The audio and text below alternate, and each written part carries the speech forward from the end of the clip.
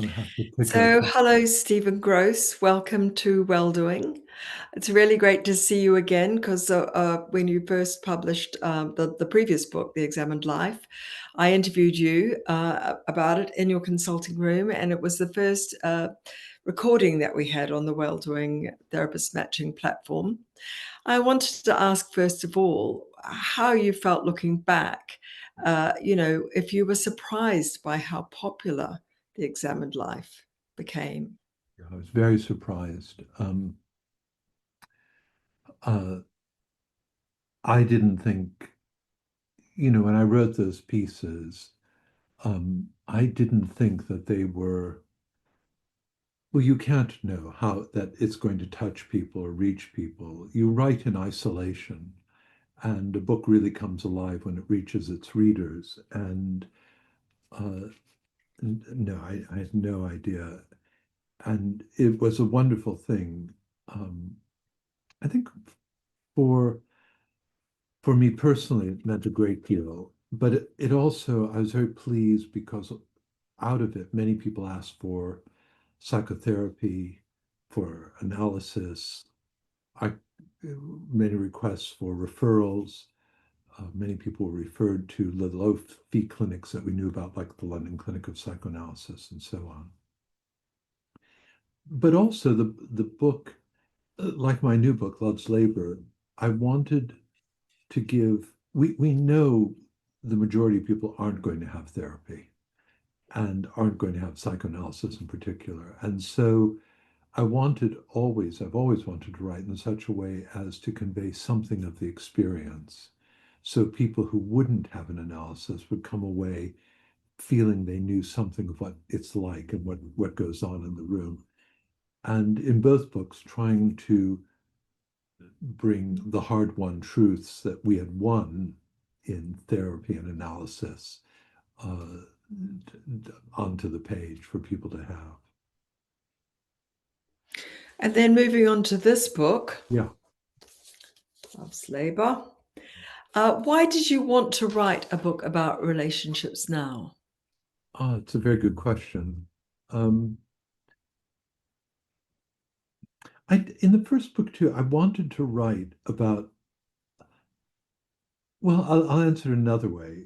I have here on my desk my notebook, and on the front page of my notebook, I always have these two quotes. One is by Kurt Vonnegut, and he says,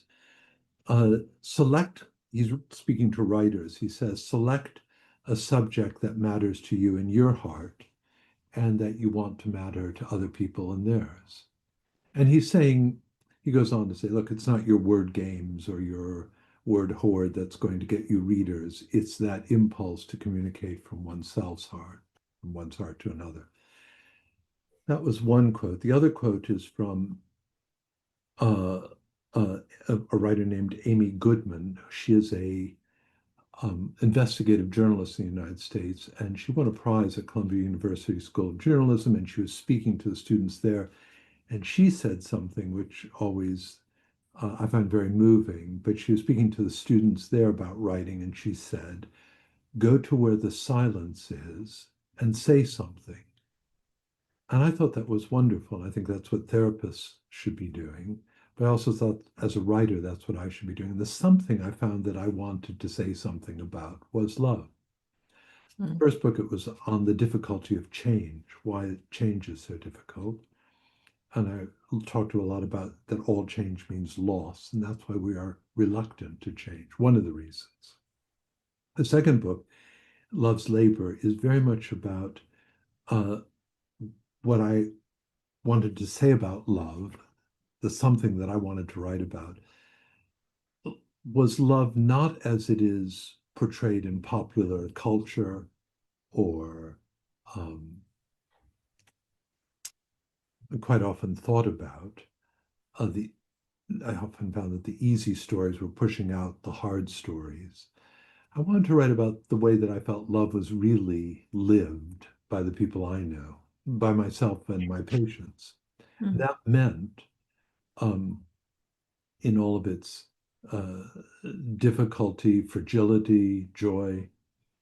Um, and to me, one of the things, major things I thought wasn't being discussed again was that love is powerful not because, again, the popular idea is it's powerful because it outlives death and it's the strongest force. And quite the opposite, I think. I think love perishes when we die. I think love is very fragile. I think it is shaped by loss, that our life is a series of necessary losses that drive us forward into new desires and new relationships. And I wanted to write about the way loss was a part of love and also then how love shaped our lives. So that was the sort of idea of, of how I came to write Love's Labor. It's the thing that I wanted to write about, that aspect of it.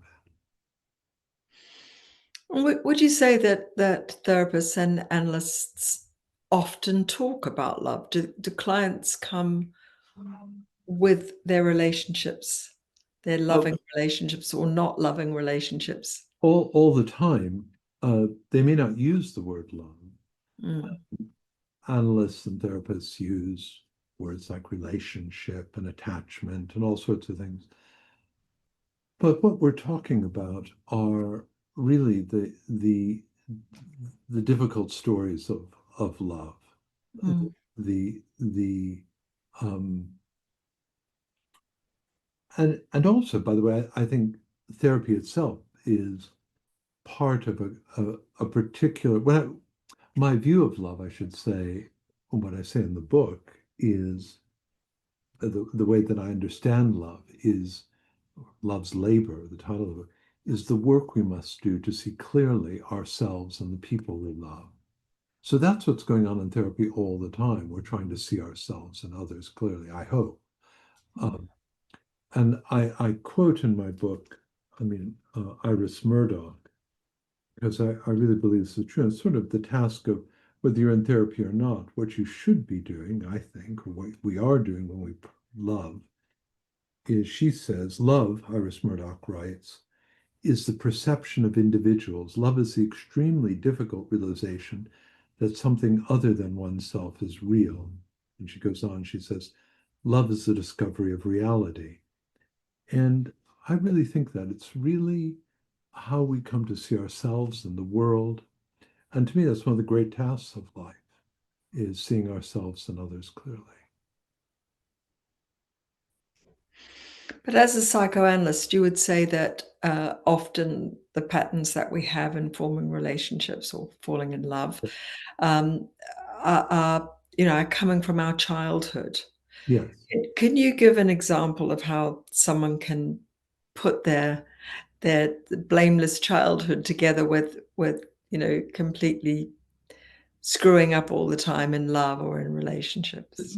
Explain it to me. What do you mean by blameless childhood? Or Well, you often talk about things that have happened in people's childhood and how that affects them as adults. yes. You know, and is that something that will always affect the way that you have a relationship, a romantic relationship?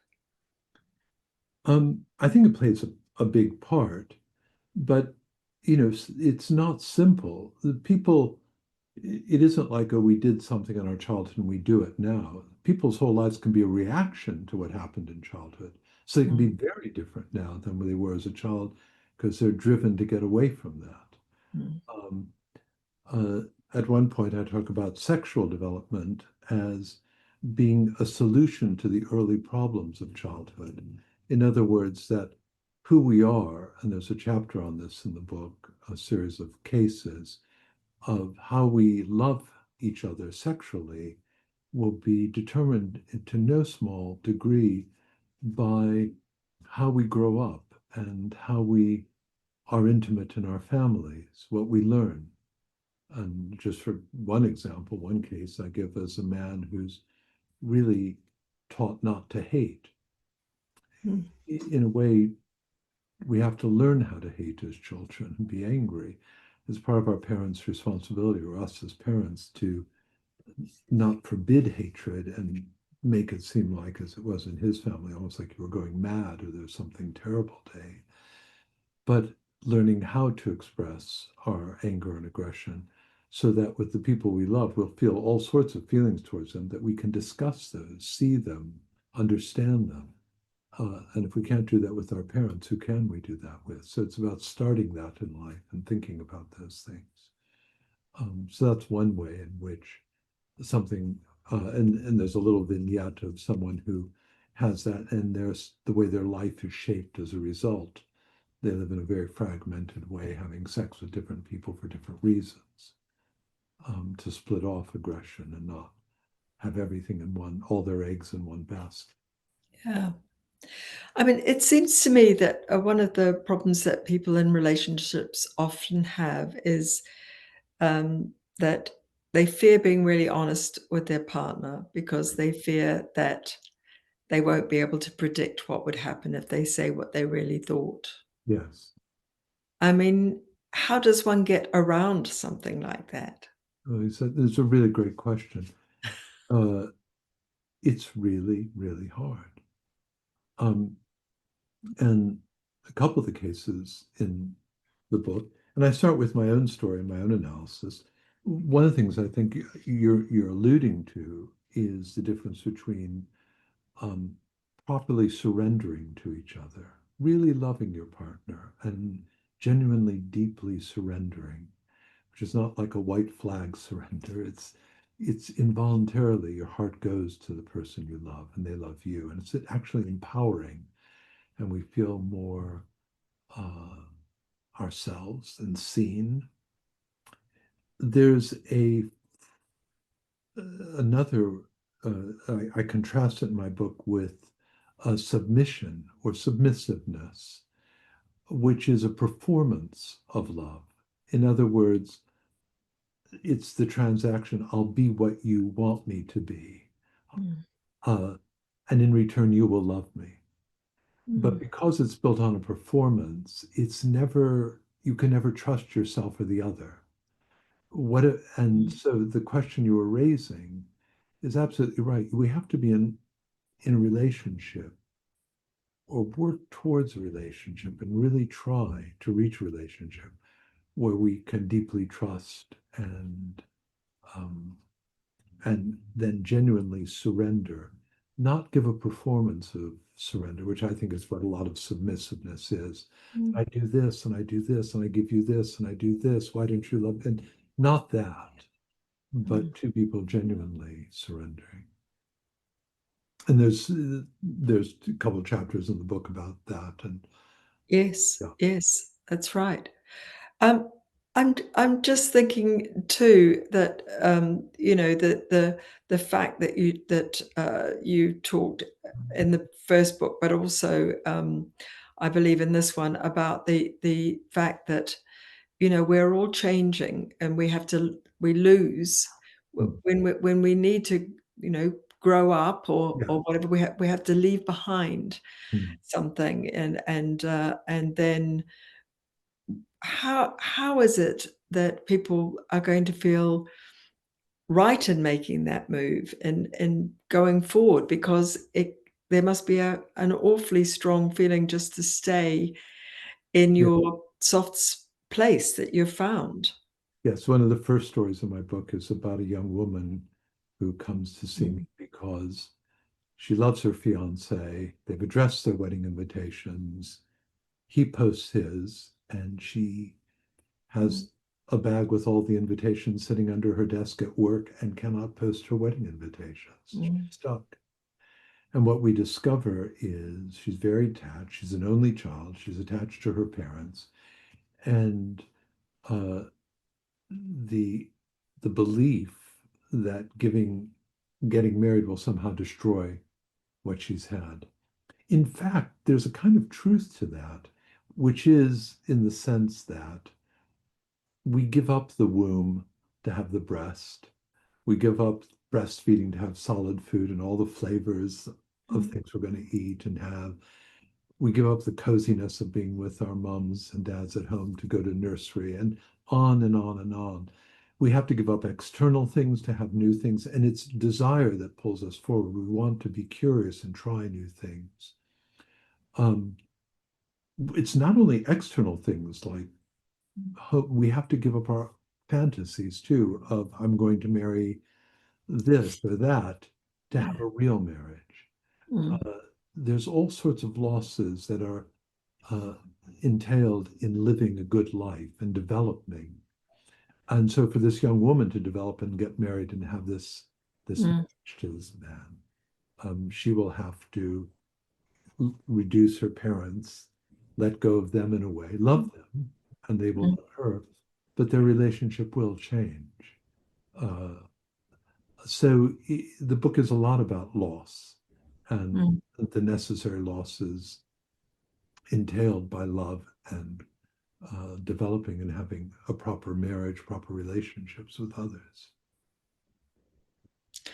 I wonder if you had any thoughts about the way that things have changed in forming relationships in the kind of modern technological world with things like dating apps and social media. Do you think this is actually having an effect on human behavior? Um, I'm sure it is, but again, from my little sample in my room of my Mm, small world of my patients, I do see quite a number of people from 18 to 40, 45. 50. I see I have younger patients and mm, uh, older patients, much older patients. But I do think it's changing. I do think, though, the crucial thing is how we think about things and being centered on the work of seeing clearly ourselves and seeing others, having realistic expectation if one is using a dating app. Dating is painful. You're either rejecting or being rejected. mm, That's the deal. It's again, I think find that that's not necessarily, going to be easy. Um, it will be painful at times. But if you go into it with a kind of clarity of vision, it's it can be okay. But it depends how you're seeing things, and I think, and how you are seeing yourself and others in the world, joining the world as it actually is, not as you wish it to be. If you wish it to be different, you're going to suffer. yes.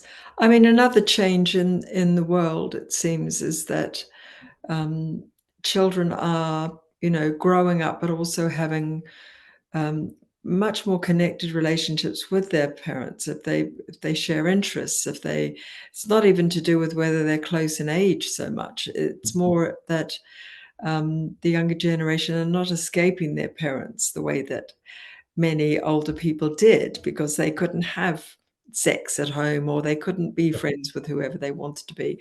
I wonder whether you thought this was causing the kind of problem that you mentioned with the woman who couldn't send her wedding invitations, whether that's part of what she was dealing with. That's interesting. I mean, I think there's a kind of intensity that you're. If you think, I mean, I think you can kind of see what you're describing through literature. If I think of the novels, so many of the novels of the 50s, 60s, 70s, Mm, even the 80s, they were about couples. If we think of, Updike, a lot of the American writers, mm, they're writing about adult sexual relationships. yeah. A lot, men and women writers. And I think slowly over the past 30 years, 40 years, that's changed. There's many more books now about child's relationship to parents, many memoirs written by children about their parents, stories. It's in a way which I don't think we had 30, 40 years ago. So I think there is more focus on that relationship. People are thinking about it. Um, and maybe it is in that people don't want to let go in the way that it was once normally thought you have to grow up, leave home, that was a necessary part. I remember Anna Freud once saying, the job of a mother is to be left. Mm. She wasn't a mother. And I always thought, well, easy for you to say, but because it's really hard. But yes, I mean, in one way, we are raising our children to become children no more, to grow up, have their own partners, their own lives, and leave us. Yes. But on the other hand, we're also not, because Yes, I mean, I because think some people do try to hold on, and maybe that's not the best thing, and maybe it makes it more difficult for both. And then finally, Yeah. I wondered what you would like people to understand better about love and relationships. The book's filled with lots of different thoughts. I hope when people read Love's Labor, they find something in it that speaks to them. That's what I have enjoyed hearing is readers being moved by this story, that story. They found something that resonated or echoed with something they were feeling or thinking. And that's really my wish as a writer is to, as I said, you find something that's in your heart, you want to, Yeah. hopefully the reader will be touched by it as well. And um, I, I hope that's what happens. And in that way, it's like the examined life, because that too had an array of different people and different experiences. So, which is your favorite story of those Oh ones? gosh, it's like asking a mother to choose. My favorite child, Louise, is no, I can't say. I do the I'm there are things in each of the stories that really meant a lot to me. I mean, the book was like it's what I wanted to get on paper and share with people. Mm. Um, But then I can imagine that, you appear in it quite a lot because you're talking to them yeah. or this. But the two American couples Yes, in going to the conference, I yeah, like that very much. But I think largely because I could see that it was a good argument in the end between the two women about the two yeah, different views. And I found that really interesting, even though, of course, in another way, it was really shocking and heartbreaking for one yes, of the women. yes, But in the end, there was, the hand of that woman who'd been yeah, left yeah, was on the shoulder of her ex-husband. yeah, And I yeah. thought that was very moving, actually. And Yes, and that story is important to me because I wanted to. I really feel that is psychoanalysis. It's about the aims of psychoanalysis, the aims of love. What what should we be doing with our lives? Are we here to one woman feels we are here to see reality and within obey the laws, like behave, be good, Mhm. live properly, and peace will come out of that. We'll feel psychologically peaceful. We'll have, Mm. and the other woman's view is that this is our one life. Yes. Um, we don't have much time. If you stay in a marriage or you leave a marriage, there's a cost either way. There's a cost to everything in life. Mm. And the role of analysis is to strip everything back, see yourself clearly, know your desires. And if you are prepared to pay the price, go after whatever you want, even if it's a friend's husband. Uh, Mm. so No, it was great, but I think the whole book is very thought-provoking, and well, terrific. So thank you very much for uh, writing it and speaking to us today. And we're really delighted that we're naming it as one of our books of the month. I thank you. can't remember actually if it's left over from September or your October, but you're there. You're a book of the month Wonderful. for Welldoing. I'm very, very thrilled. And it's lovely to see you again. Good to see you again. Thank you so much. All right. Thank you. Take care. I'm gonna have to pick up. So, hello, Stephen Grosz. Welcome to